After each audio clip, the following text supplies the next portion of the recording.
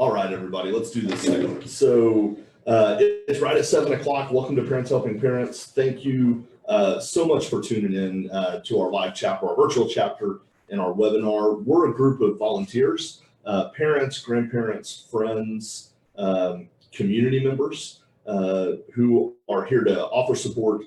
I'm going to start over because I kind of lost my train of thought. You guys are going to have to bear with me. Is it Monday or what? So we're a group of volunteers, parents, grandparents, and friends of someone of any age who's dealing with a substance use disorder in some form. The mission of Parents Helping Parents is really simple. It's caring parents offering hope through resources, education, and shared experience. So this virtual chapter is a lot different than our live meetings. It's streamed live on Facebook and in a private Zoom webinar. So you can watch on Facebook. That's not anonymous. If you want to, you can find the link on our website or on Facebook to watch anonymously through Zoom. You can watch either way. So Parents Helping Parents Inc.info to get those links. One thing to remember, if you're watching on Facebook, we love that, but what you comment and what you say, it's there forever unless you decide to go in and delete it. So we recommend watching in Zoom if you're really wanting some anonymity in how you ask questions and those type of things. So we've only got one rule here. What's said here stays here. So feel free to share and ask questions. We don't point fingers or judge. We're just here to offer support. Many of us have had some of the same questions that you all have. We've had some of the same experiences. Some of us have been able to find some answers, and we just want to share that and share those resources that we've uncovered. We have no professional expertise. We've only walked in the shoes of a parent, and our mission is limited to providing information, resources, and peer support. This meeting or any outreach that Parents Helping Parents offers should never be considered a substitute for professional counseling, legal, financial, or medical services. We recommend that you get all of those as it's appropriate to your needs, okay? In addition to that, we love that you're watching the live virtual chapter or that you're watching online or watching on YouTube. We do this because some people aren't able to attend because of their situation or because of their location. But we also want to encourage you, if at all possible, get to one of our live chapters. There's nothing that is better than being in a room of people that are there to support you. So use these virtual chapters for what they are, but look forward to eventually connecting in a live chapter. During the course of tonight's meeting, you'll have a chance to ask comments or to comment and ask questions. You can do so either in the live Facebook feed or in the Zoom room. I will be watching both of those. In the Zoom room, you can ask questions to me privately, or you can post questions for everybody that's viewing to see. So just kind of click around and figure out which one of those you want to do.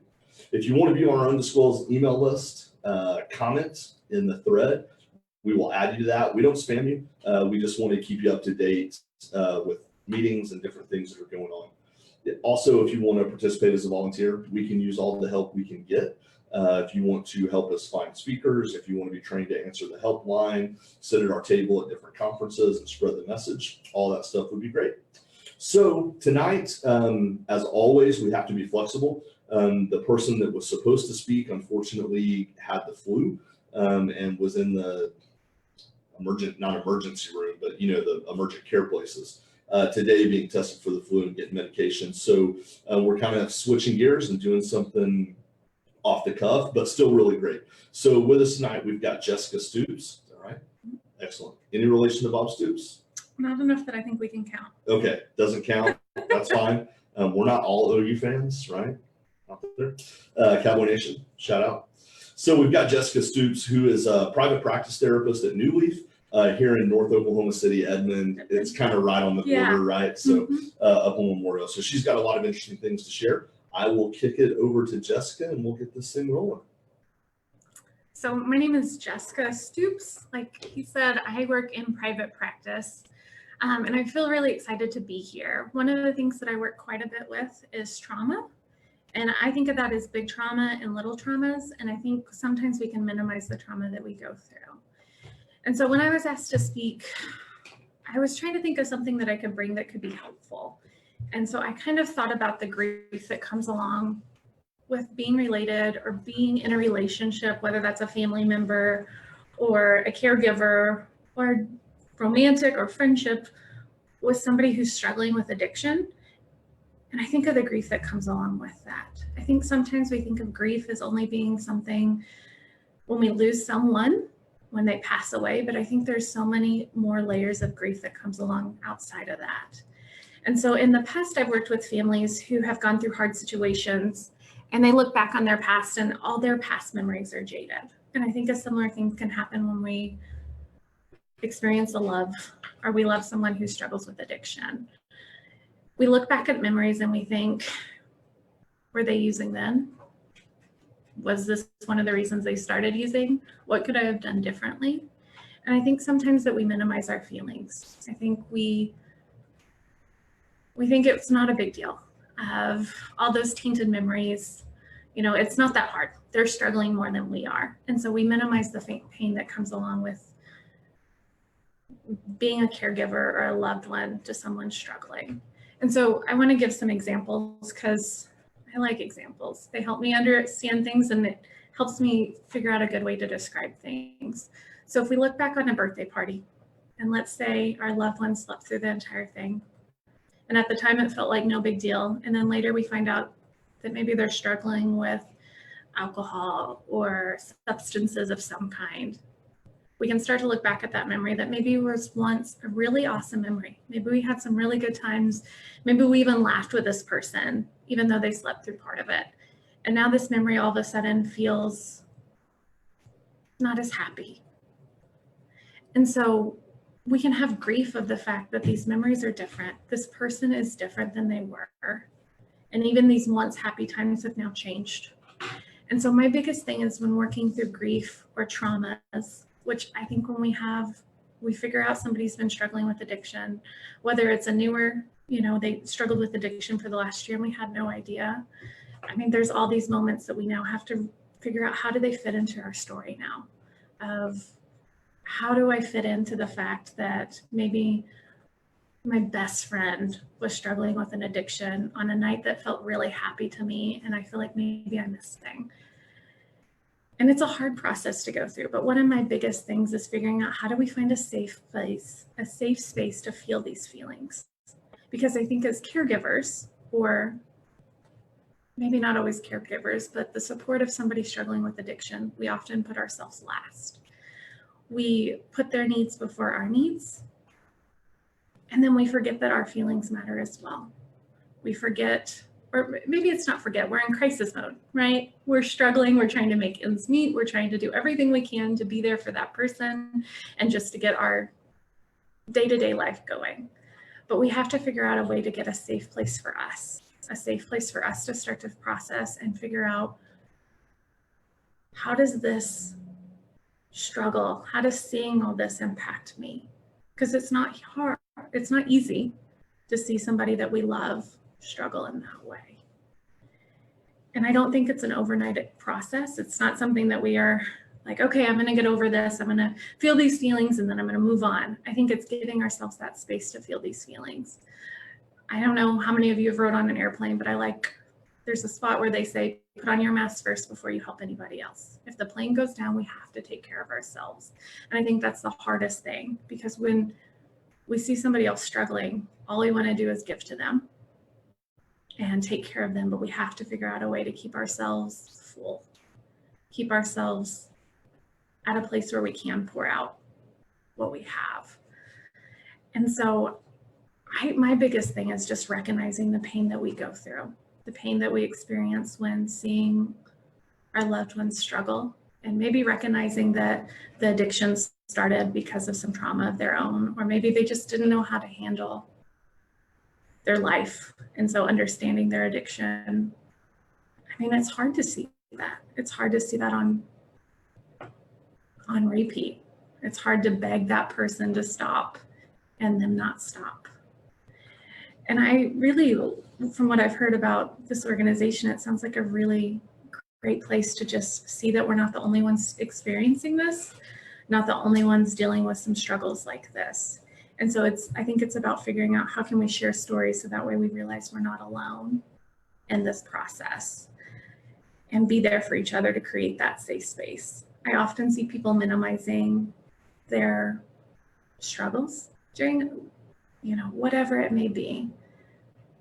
I think sometimes, I know sometimes we go to the doctor and this sounds silly, but they ask us what our pain is and we say it's a 10.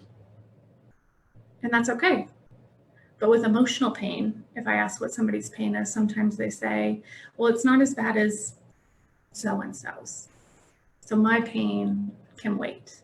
My pain, I can deal with it later, even though it's a 10 for us.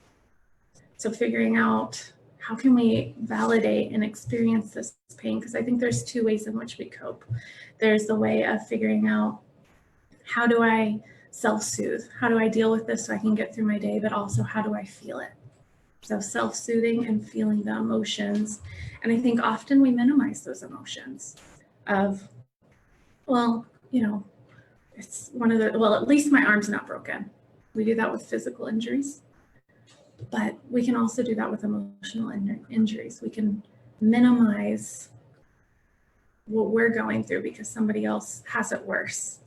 But just because somebody else has it worse doesn't make it easy for us.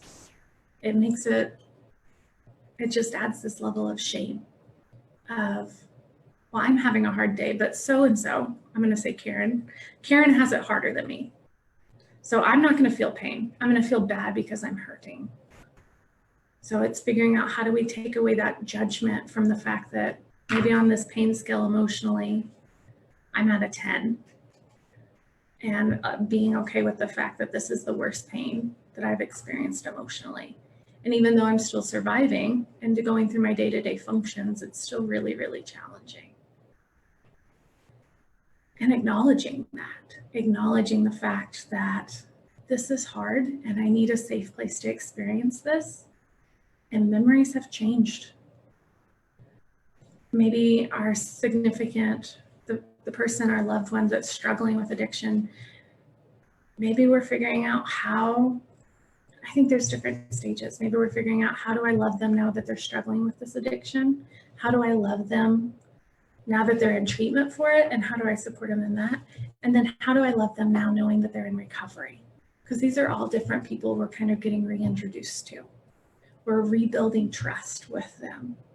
Because the person that's struggling with addiction is very different than this person that's struggling with recovery, and figuring out, how do I have a relationship with this person and grieve the relationship we once had? How do I grieve these good times, these bad times, these experiences that had meaning, and move with them in order to have a relationship with this new individual that's in front of me, whether it's the individual, and I think all stages are hard, right? Whether we're trying to figure out how we support the individual struggling with addiction, or how do I have a relationship with this person? What does that relationship look like? And when I say the word relationship, I think lack thereof a relationship is still a relationship. Maybe there's times where we put boundaries and we're having less of a relationship, but how do I have this relationship with each person? It's different. I still have to figure out how to grieve these different moments with this individual, because when they're starting to think about recovery, when they're in recovery, when they've got some health and have some traction under their feet, all of these are different relationships. And we can look back and think, I wish it was the way it was before they started using. And it's different. And that's a hard loss to have. It can be a good thing, right? We can have a new relationship that is great and wonderful after recovery, but it's still different. And letting go of what the relationship used to be is challenging. And then there is so much pain that comes along with loving somebody who struggles with addiction. You get to see all the hard times, and often they say some hard things because of the addiction talking and the struggles they're going through. I mean, there is so much pain that we have to recognize that we are going through. And that's, again, why I kind of mentioned that pain scale when we see the doctor with that angry face that's at the 10. Of realizing that that pain's real and valuable, and it has meaning. And figuring out, how do we feel that pain and also move forward into a new relationship. I kind of want to open it up for questions, if that's okay, or any feedback, because I don't. Yeah, so we had somebody comment and just say that they've had to relearn the relationship with each stage of healing. Well, I've got some questions. So Yeah. I thank you, Jamie, for that comment, because I think that's true, and I'm glad that people have experienced that. So you keep using the word grief. Mm-hmm. Grief, we think, is always just about death. Right. So why do you keep using that word? And I'm kind of Yeah. asking this question, like, I don't know what you're going to say, but that's kind of what I want to Okay. ask. Yeah. I use the word grief because I think there's so many different types of loss. And it's not just the loss of an individual who passes away. It can be the loss of a relationship or memories. And a past job of mine, I used to work with caregivers, and I think I mentioned this, who had gone through hard situations. And so they would often look back on their memories of these happy memories, right? We're going on vacation and it was great. And honestly, that memory was still good. But that person's no longer there, right? It's not that they passed away, they just changed who they are. And now that memory feels different. I think there's so many different levels of grief because we can look back at memories and have grief to that. Also, we can start to grieve the life we thought we were going to have with this individual struggling with addiction. I don't know about you guys, but I have kind of a plan for my future, like not super rigid or anything, but I like to plan ahead. I have an idea of what me and my significant other's life is going to look like. And if it goes that way, great. It's kind of a whatever path. This is the end, and however we get there is there. Hopefully that makes sense. I feel like I rambled, but we're going to continue on. So there's this loss of, I had plans for what my relationship was going to look like with my significant other. And now he's struggling with addiction. And now we may not be able to buy the house. Or now we may not be able to start a family as soon. Or my son is struggling with an addiction. And he was always so great at soccer. And we thought he was going to get a scholarship. It doesn't mean the new path is bad. Of he's going through addiction and struggles and he's getting in recovery, right? And maybe he's in recovery and now he just has a different path. But we have this image of what our futures are going to look like. And that's hard to let go of. And I think figuring out how we can give ourselves space for the fact of, I had security in the fact of I knew what my future was going to look like. I had this idea of what my future is going to look like, and now it's completely changed. That's a really challenging thing to let go. And I would call that grief. That's a loss. I had the idea of what me and my significant other's life would look like. And then something happened and we have to readjust. And we do these readjustments naturally, but when it's something as significant as watching a loved one struggle with addiction, that's a big hurdle.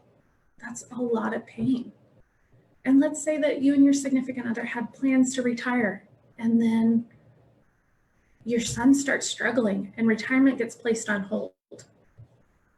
We have to readjust. And I think that we have to give ourselves that space of saying this is hard to let go of. This wasn't what I planned. And it's different. And when we love somebody who struggles with addiction, whether it's a friend, somebody we feel like a child, a grandson, whoever it may be, I mean, we rely on them for a certain level of support. We may laugh with our daughter and have all these great times, and then they start to struggle, and now they're a different person. That's grief. We're losing that person that once was, that role of, I can call my daughter and just on my way home from work and just chat with her. Or I can call my mom and chat with her, and now she's struggling, and now I don't feel like I can just have those conversations that were once carefree, or I don't feel like I can turn to them on a hard day. I think there's so many levels of loss that just go overlooked. And I have a hard time when loss gets overlooked because it's so much pain that's under there that we're again minimizing. Well, somebody else, their 10's far worse than mine. I have a hard time because I think that's what our society does is we compare on a 1 to 10, we compare tens as if it matters what somebody else's pain looks like. If I have a broken arm and somebody else lost their arm, I feel like that was a bad analogy, but we're going to go with it. Somebody else lost their arm. It doesn't make the pain in my arm less. Just like if somebody else loses a loved one and I lose a loved one to addiction, just because I think their pain's hard and it's awful and it's painful doesn't mean that my pain hurts less. I think it's a lot about trying to figure out how can we acknowledge our pain and not add shame to feeling it. That's a great segue into my next question that I've written down is, what do we do with that pain? If somebody can successfully navigate identifying the pain and not shaming ourselves for feeling it, what's the next step? I think that's kind of a question that it depends on the individual. I think figuring out how do we feel that pain? How do we acknowledge that pain as real and valuable and not shove it down into the basement as if it's something dirty? How do we give it light and love and let it and feel it? And it sucks to feel it. I know it's so hard when we feel that pain but how do we give it that love of this hurts and I want to feel it? So am I talking to a loved one that's going, maybe a loved one that's going through it that feels safe with? Sometimes that can be hard because then it can go to comparing pain. Or how do we, and I think the support group's a great place of, this is really hard for me, right? Talking to some other people and saying, this really, really sucks. And I'm going to feel the fact that it sucks.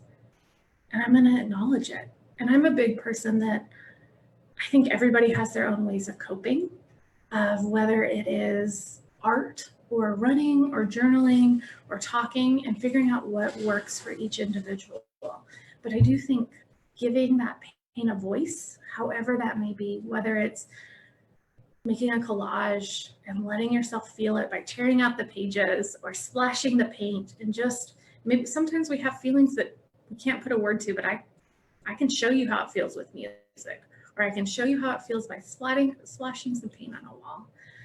I think it's figuring out how do we feel it. And I think any way that you can find support, and I think support groups where you don't feel like the only one, because that's the thing, is you're not the only one.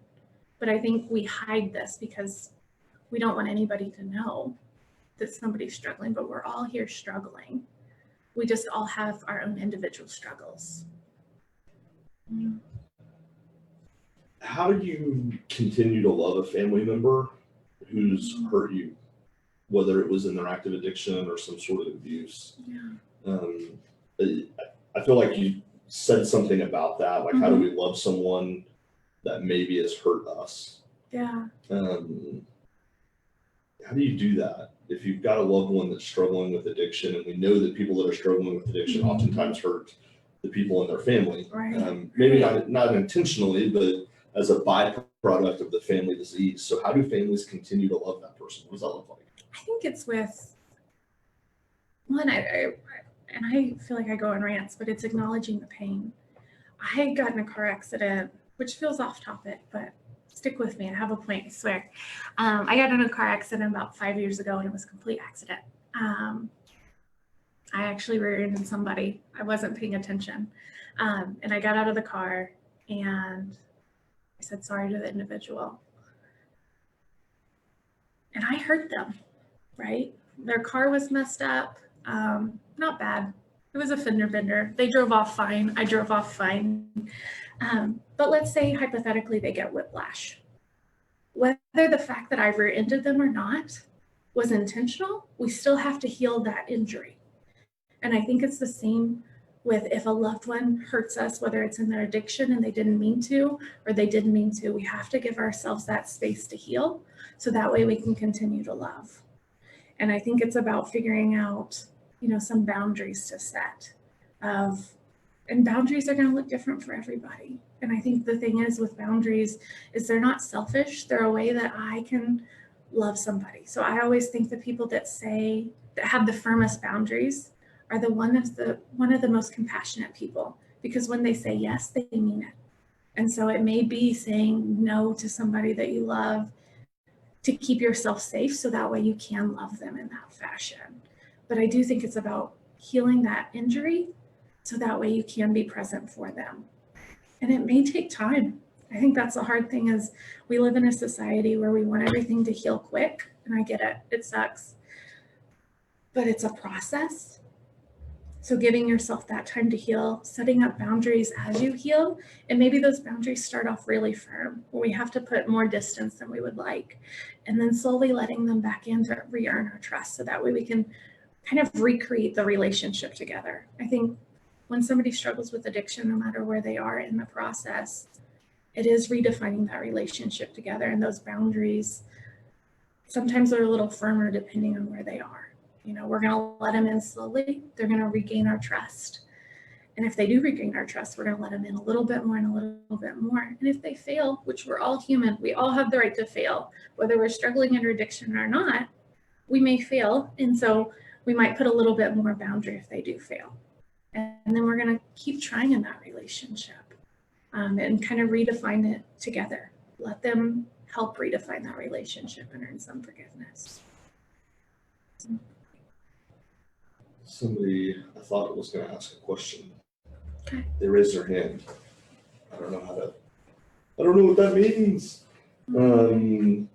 Somebody in the Zoom room had raised their hand and then it went away. So if you've got a question, feel free to type it in the Q&A.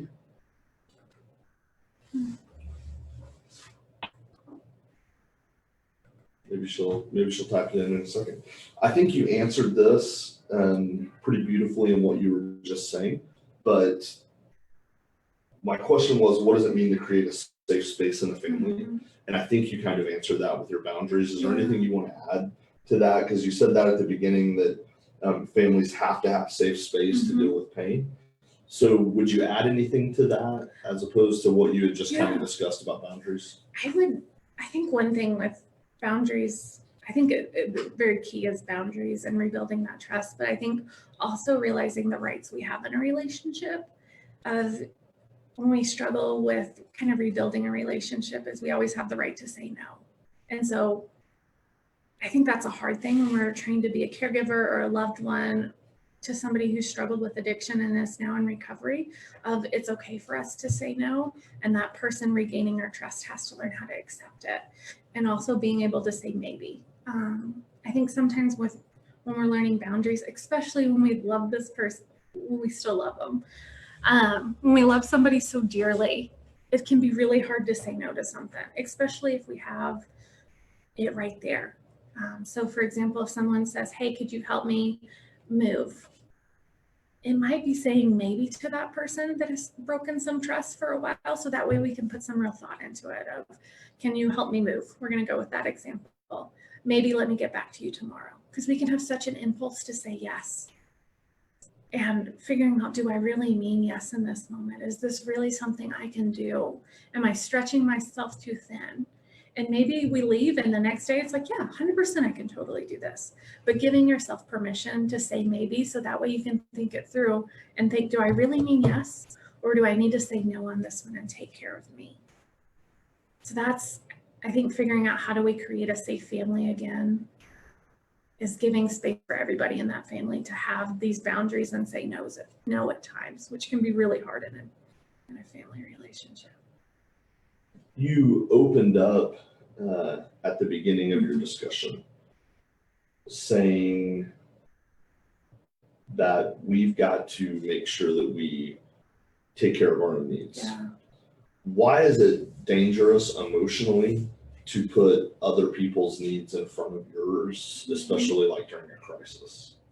Yeah, and I think that's one of the things is if we put other people's needs in front of us, I don't think we can continue to give long. I think we're going to run ourselves down and maybe we won't think as clearly, or maybe we're not able to be there as the way we need.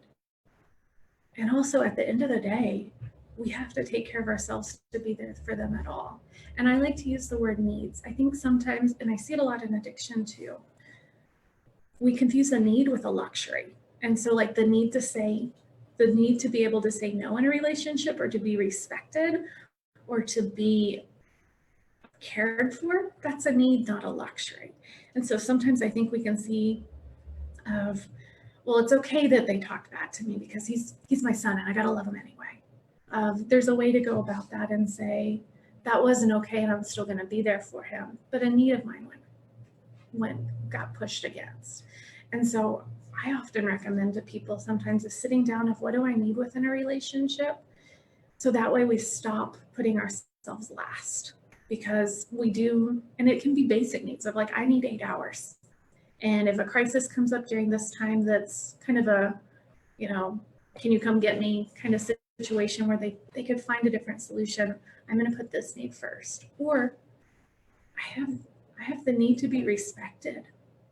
And so if they ask for help, they need to do it in a way where it's not belittling.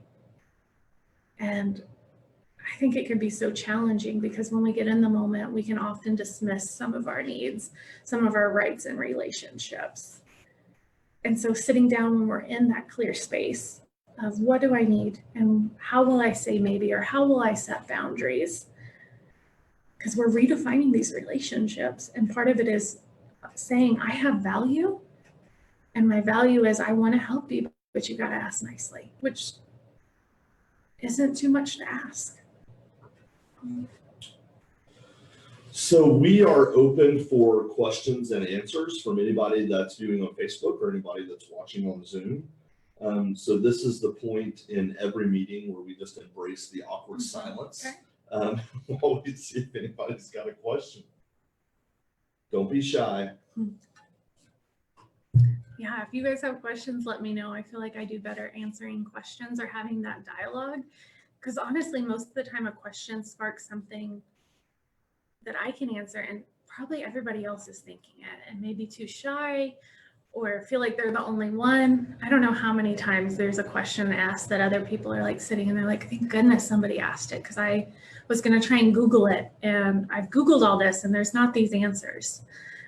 Or it's hard to find these answers on Google. So if we can ask those questions, there's normally 10 other people just hoping you asked. What are some examples of how to set boundaries? I really like the example of saying maybe, because I work with so many people that saying no is really challenging. And so saying maybe and giving thought.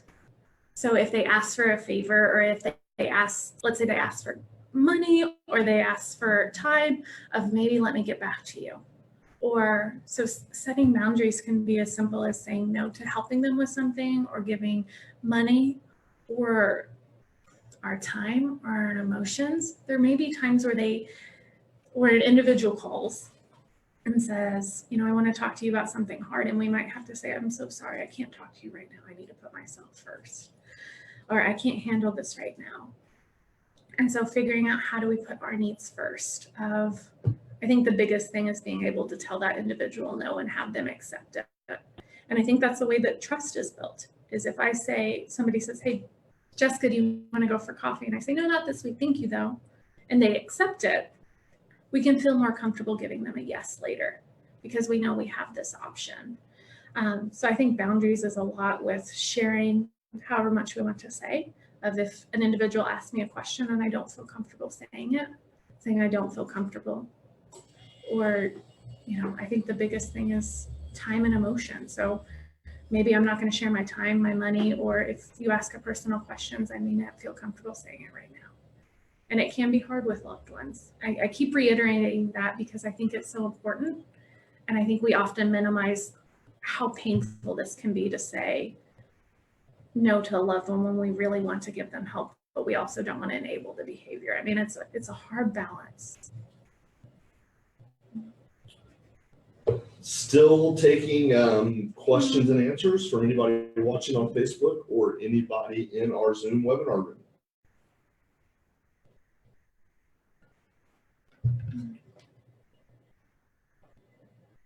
Okay. This is long. I like to read them first to make sure I pronounce everything right. Gotcha. So, go for it.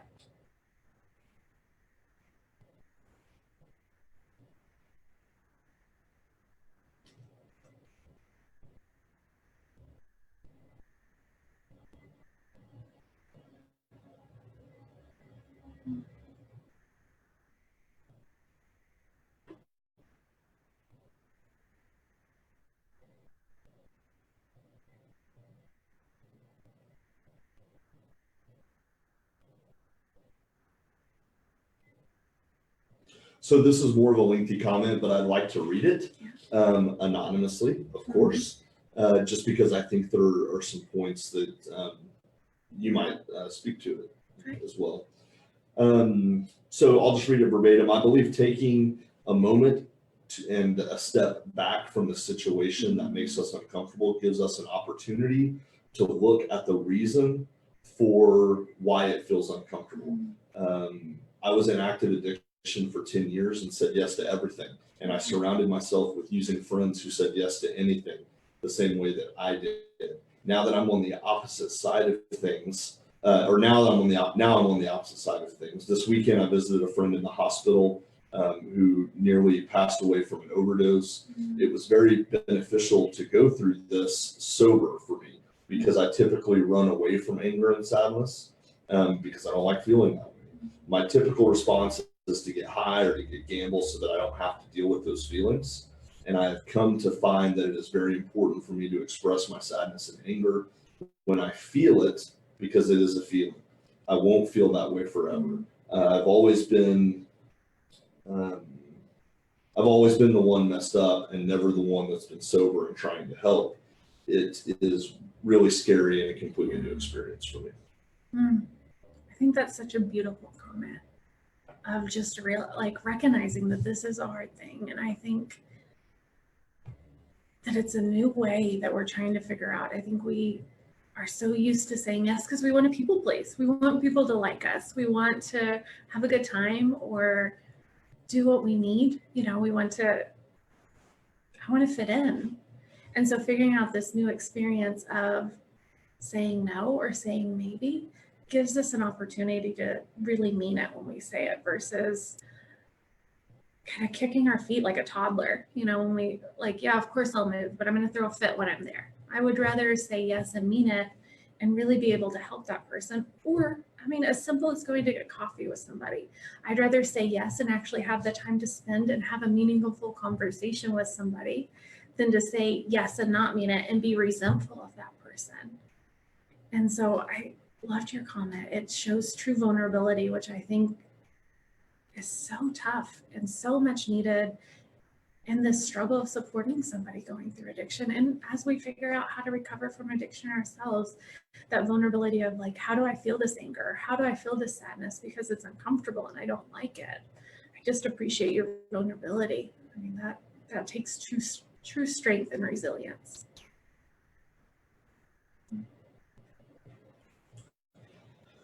Still taking questions. This will maybe be a last call if we don't get any over the next minute or so. So make sure that if you've got questions for anything that we've talked about, now is the time.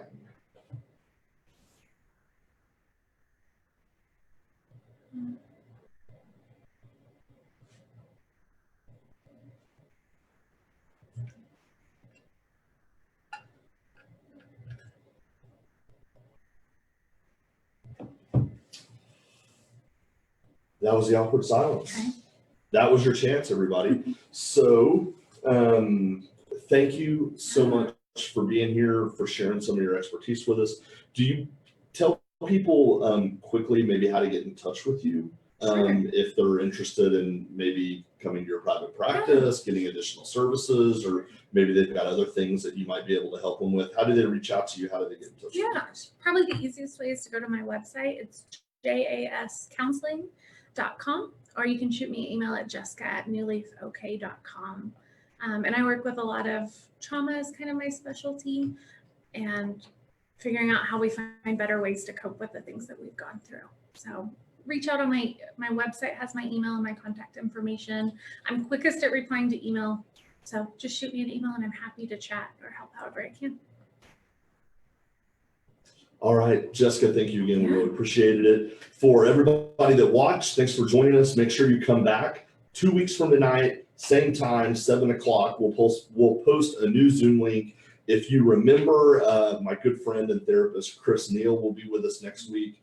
He was supposed to have been here months and months and months ago and was also had an emergency and had to cancel. And we had to fill in, so we've got him back on the schedule. You're not going to want to miss that. If you need anything from us, reach out to us online.